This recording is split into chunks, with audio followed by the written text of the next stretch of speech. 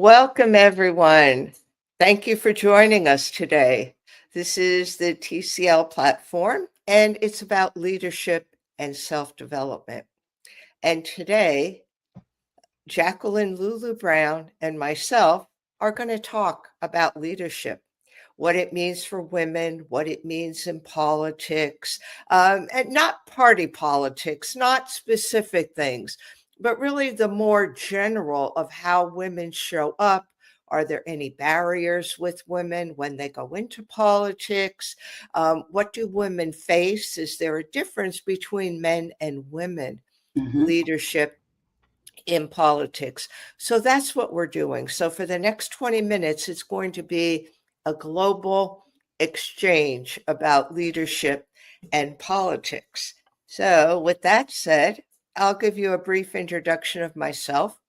My name is Teresa Palmer. I'm a member of the Own It family, a contributing author to Own It magazine, and I'm usually found on the Monday, Mindful Monday, and the Tuesday Author Corner platforms. And today I was invited by Jacqueline Lulu. What do you prefer me to call you? You can call me Jacqueline. That's fine. Okay. Uh, Jacqueline had invited me on this platform today. So I'm really honored to be here. And I am also a holistic cardiology nurse practitioner and contributing author to Own It magazine. So I'll turn it over to Jacqueline now. Hey there, everyone. We're so happy to be here. I am also part of the Own It Publishing family, and I'm just honored to be here with my cohort, Teresa, today. We both are published authors, best-selling authors, and I am also a coach, ICF certified coach, behavior practitioner, executive leadership training and development, and a huge focus on divine feminine leadership and what that means in today's world. And I'm just happy that we're here to talk about, and as Teresa said, not specific parties, but the challenges that remain in leadership today and what we see around different cultures and genders. So, Teresa, I want to kick it off with to you. And what are your thoughts around today's leadership? What do you think is missing that we still kind of haven't quite made the progress we should have? I think what's missing is our heart Mhm. because we're taught and we're conditioned to be in our head.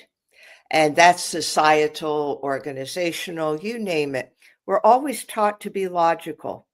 And I'm not blasting logic because you need logic, but what you Mhm. need is a balance between the heart and the brain. And we don't have that right now. We're very focused on everything is kind of black or white. It's either this or it's that. And it should be and. It's a combination of things. It's never just this or it's that. It's always this and that to make room for opinions, a difference of opinion. When you get your heart involved and Mhm. that emotion and that feeling, you're bringing that personal touch to the political or the leadership arena. And I Mhm. think that's what's really missing now, that we're kind of conditioned that we want to just do X, Y, Z, stick with a script, whatever that script may be, and don't deviate from that script because you're supposed to be viewed as the authority, as this, as that. And boy, if you show any emotion, is that good? Of course it's good, Right. but we're not taught that. We're taught that just be the authoritarian and rule Mhm. and just be a leader that's the authoritarian. So what do you think about that? You really hit the nail right on the head. I love what you said. Uh, the heart, the human spirit seems to have left the building. You know how they say Elvis left the building? Well, in many ways, I believe our heart has left the building when it comes to leadership. And that's an important part. And it's always bothered me that people speak about emotion in a negative manner.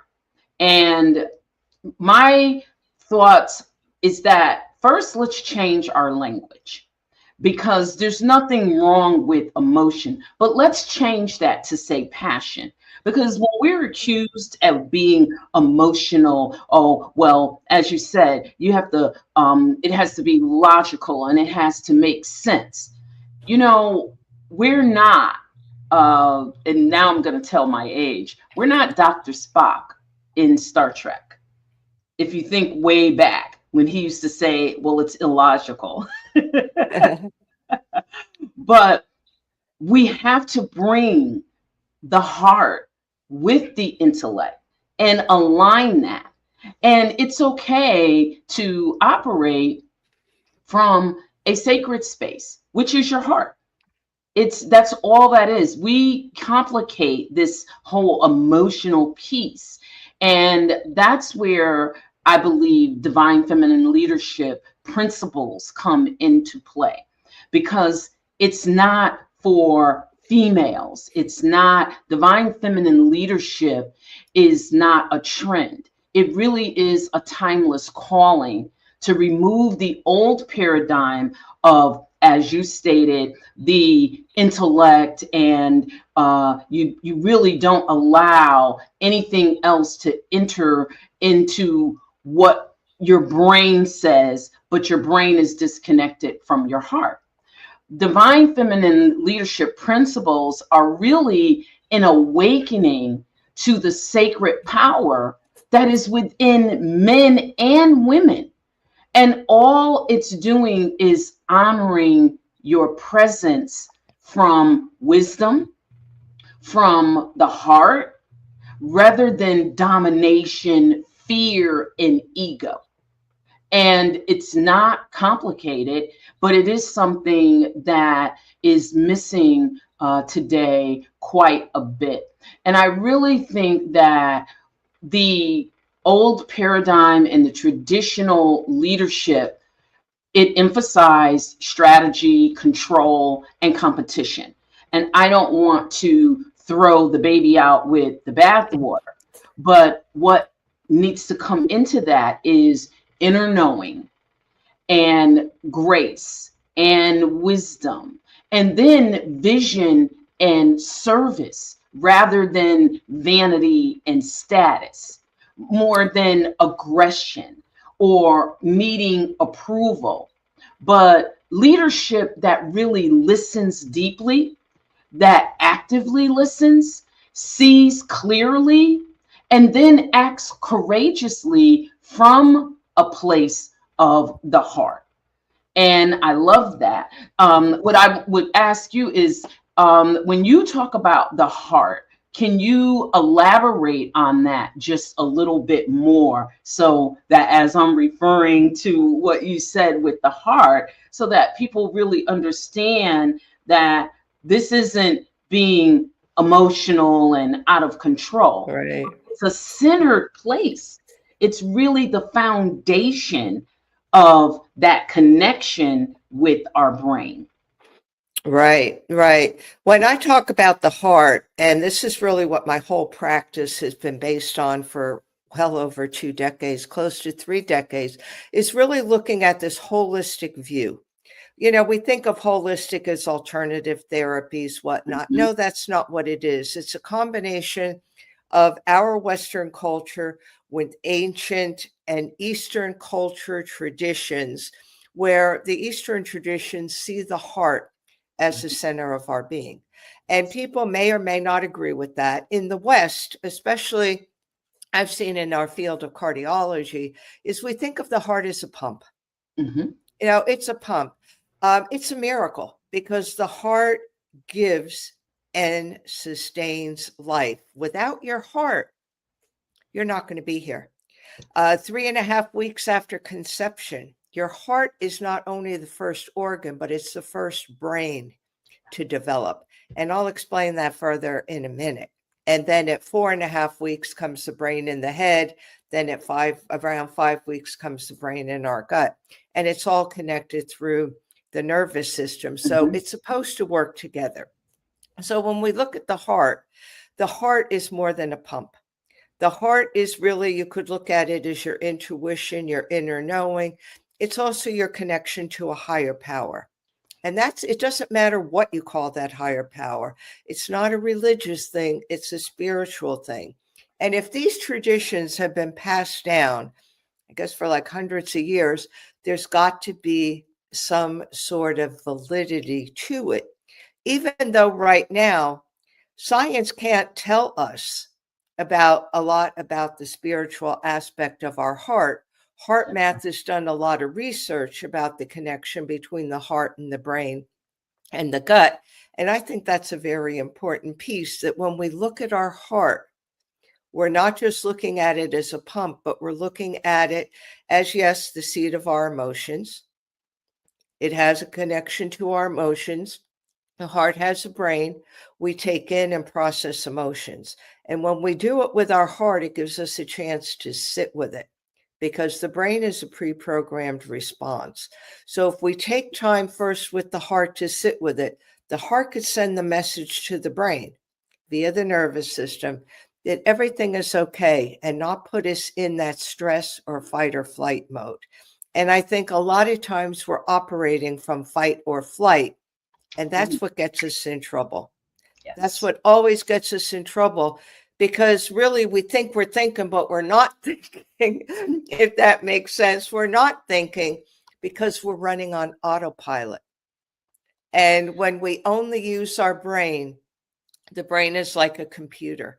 It's more like an autopilot. And when we bring our heart into it, and we could recognize that as much as we do things to help our heart, such as diet, exercise, meditate, medications, and all, our heart can also help us, because our heart can help us to stay calm. It could be our ally against stress.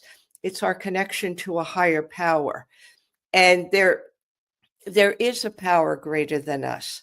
And Mhm. it doesn't matter, again, what we call that power, but it's just a recognition that we don't do everything ourselves. And I think that's when we bring our heart into it. Mhm. And I think currently there's that disconnect, because we believe that we have to just do everything with our brain. And we're not turning things over to that higher power. We're not asking for guidance. What we're saying is, I know it all.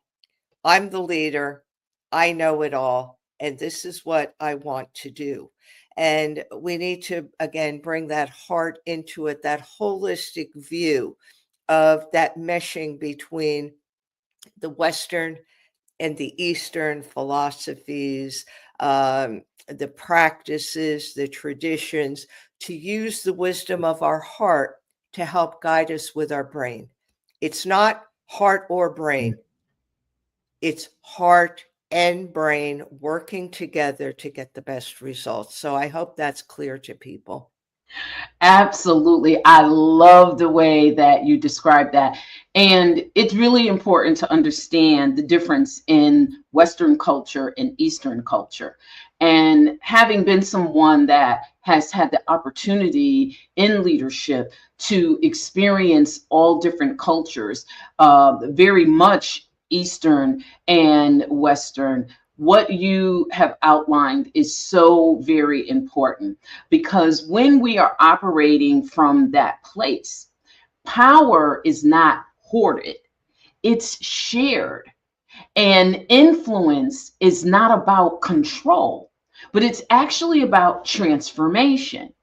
And the leadership is really not about hierarchy, but it's about harmony. And people will challenge and say, no, it can't be that way. But it's more effective. Teams perform at a much more productive rate along with being more engaged. There's lots of engagement surveys that are being done across companies, and we're actually seeing results around the leadership being more in harmony than actually leading from a hierarchy perspective. That doesn't mean that you're not going to have your, let's say, supervisor level, your managers, your directors, your C-suite executive leadership, but they work in harmony, not so focused on what that individual's level of power is, and really pushing the ability to influence without authority. That's a powerful tool to have when you can influence, but you don't necessarily have authority over other people. And this idea that the softness of the empathy and leading from the heart, it doesn't suppress the masculine energy at all. What it does is it integrates everything together to make the leadership more in harmony with the people that we are actually not just leading, but actually bringing along to become leaders. Because intuition is not just something that should be viewed as feminine. Discipline, commitment, all of these things really should come together holistically. So I love the way that you have explained that. In today's world, what are your thoughts around how we build the bridges instead of the walls? Mm, I'll talk yeah. a little bit about the truth and the compassion, but what are your thoughts around building bridges instead of walls? Well, definitely. And I'll tell you one thing, yin and yang, those terms, the yin Yes, and the yang, the masculine, the feminine, we all have both. yes, we do. And when that's in harmony is when we function the best. We need to build bridges. We definitely do. And I think when we're closed off from our heart, there's no Mm, compassion, there's no empathy, there's no love, there's no respect. So what happens is we get this chaos of I'm right, my views are right. And I think it all comes because we feel powerless. When we mhm, connect with our heart and when we get our heart involved with our brain, we mhm, have that power. And that mhm, power says that even though we're not the quote unquote leader, we still have an influence of how mhm, things are done. And I think we really forget that because mhm, we get so bent on hardening our heart and closing other people out that we can't see the forest through the trees. We're not going anyplace. And we go round and round. And, we're certainly not getting into what's going on in the world right now, politics and otherwise. But if you look at it, it's pure chaos. It's all chaos because we're not taking in our own power. We're not being responsible for ourselves. mhm, We're not utilizing any love, compassion, because if we did, we would realize, okay, love tells us that nothing is one sided. There's always two sides. And to have any kind of a partnership, love tells us that there has to be mutual respect. We have to give the other person a chance. mhm. We may not always agree with what they're saying, Right. but everybody has a right to be Mhm, able to speak, to be able to utilize their personal power and mhm, to utilize it constructively, not fighting back and forth, but saying, okay, this is what I believe, and perhaps if we do this, maybe this could occur. So, like you said, it's all about teamwork, and you can't have teamwork when you're in your own little world and you're cooped up in your own little space that says, this is what I do, this is what I believe, this is what it is. I'm not doing anything else. Don't even talk to me about it because I want to be set in my own little space. That's our Absolutely. problem. Love could love can change it, but we have to Yes, realize that love can change it. absolutely. You hit the nail right on the head when you described that everything is marked in chaos today. Chaos, conflict, and division. And the sad part is that the world is not realizing that there is a cry now for there to be healing in leadership as well. Building the bridges, but also speaking truth with compassion. We can have truth. If something is some a particular way, then that's the way it is. But it has to be spoken and addressed with compassion. And then unity. We need more movements of unity and restoration of the human spirit. So, to your point, we can bring forth that dignity in every person in all parts of society, but it starts with the leaders. So, as we're wrapping up here, because time goes by so quickly, if if our listeners take away anything, because this segment is about self mastery, aligning the inner world with our divine truth, because the world that is in us, you did such a great description about the brain and the development in the womb and the heart. And if we can align with our inner being, and then align that with divine truth. The other piece of it is discernment.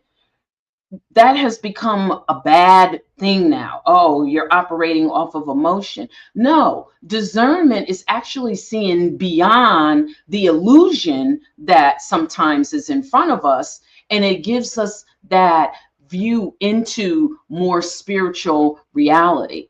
And then the emotional intelligence, responding with that wisdom and not the power control reaction. All of this allows us to lead in a sacred space, leading for purpose and not from ego. And then you talked about fight flight, rest and reflection, less fight flight and more rest and reflection, knowing that when we pause, we replenish and we realign, and then it all comes together. So I'm going to turn it back over to you to close us out. Thank you so much for being here today. And I just look forward to us having more of these conversations, and hopefully our listeners glean something that will help them in their development, self mastery, and leadership. Yes, definitely. Thank you for having me. And my last words would be to people is to really, number one, think before you speak or do anything, Yes. to reflect on things, and to get your heart involved with your brain and let them work together. Don't let them work separately or not at all. Just let them work together. And that's where you get the best results. And realize that we are all interconnected. We may be different on the outside, but everybody's the same on the inside. In fact, we're made from the same substances and energy that the universe is. So that'll give people something to think about. That's a whole day topic right there. So I say lead not just with your brain, not just with your heart, lead with a combination of the both, with empathy, with respect and love. And right now, I would say we're really missing respect. Yes. So we need to get that respect back for each other. And that's where we'll be the most successful as leaders. Thank you for joining us. The glasses have to come on because I have to get my music here. And let me find it here. Intro. Uh, hmm. Okay. I am going to I'm going to play the same music because All right now I righty. cannot find it. Okay. And Take we're care, out. everyone. All We're right. out. Take Thank care. you. Bye bye.